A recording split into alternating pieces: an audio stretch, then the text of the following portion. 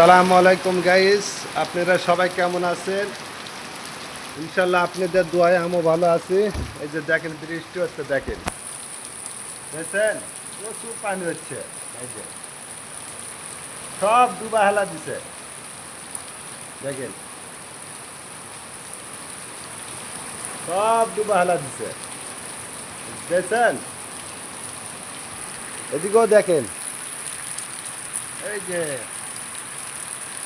এত পানি হচ্ছে।